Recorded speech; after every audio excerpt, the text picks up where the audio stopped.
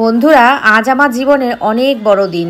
আজকে হচ্ছে আমার ছেলের শুভ জন্মদিন। তোমরা সবাই ওকে আশীর্বাদ করো, ও যেন অনেক বড় আর অনেক ভালো একজন মানুষ হতে পারে।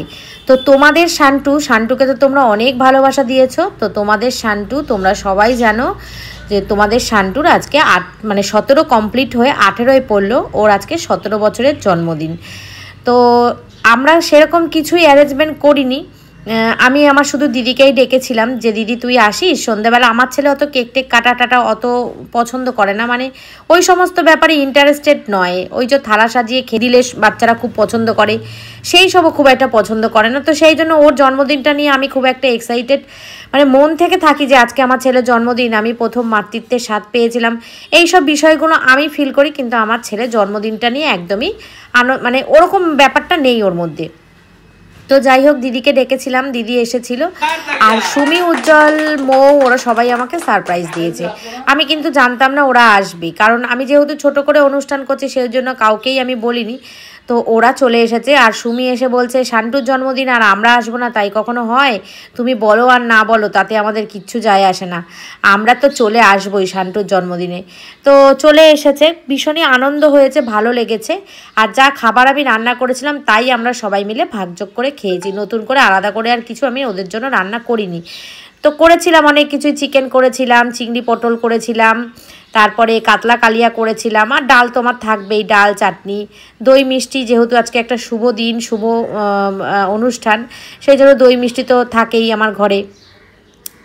তো সেই জন্য আর মানে আলাদা করে কোনো অ্যারেঞ্জমেন্ট করতে হয়নি। ভীষণ আনন্দ হচ্ছিল সুমিদেরকে দেখে। এদিকে দেখো সবাই আছে, শুধু আমার মা ছিল না। আমার মা সারাদিন আমার বাড়িতে ছিল। সন্ধ্যার সময় মা বাড়ি চলে গেছে। মা বলছে শরীরটা খুব খারাপ লাগছে, আমি বাড়ির থেকে একটু ঘুরে আসি বলে আর আসেনি। যাই হোক, চলো, সারাদিন ছিল, মা নাতিকে আশীর্বাদ করেছে, দুপুরবেলা খাওয়া দাওয়া করেছে। তো সব কিছু মিলিয়ে মিশিয়ে দিনটা সত্যি খুব খুব খুব আনন্দ করে কেটেছে। আর আমার ছেলে একটু সেদিনকে টেনশানের মধ্যে ছিল। একে তো এই সমস্ত অনুষ্ঠান আনন্দ খুব একটা মন থেকে পছন্দ করে না, তারপরে সেদিনকে ছিল আইপিএলের ফাইনাল। ও আরসিবি টিমের সমর্থক, তো খুব টেনশান করছিল যেহেতু ফাইনাল খেলা ছিল। তো যাই হোক, চলো, সেই দিনকে গিফট আমার ছেলে পেয়ে গেছে, সেরা গিফট। বলছে আমার জন্মদিনের আজকে সেরা গিফট আমি পেয়েছি, আমার টিম আজকে জিতেছে। আমি এতদিন ধরে খেলা দেখছি, আজকে হচ্ছে মেন ফাইনাল, তো আমার টিম আজকে জিতেছে, আমি ভীষণ আনন্দ পেয়েছি। তো যাই হোক, চলো, সবাই মিলে এখন আনন্দ করব, খাওয়া দাওয়া করব সবাই মিলে একসঙ্গে। সব ভালোবাসার মানুষরা যখন এখানে একসঙ্গে রয়েছে, তো ভালোবাসা তো দ্বিগুণ, মানে আনন্দ তো দ্বিগুণ হয়ে গেছে এটা।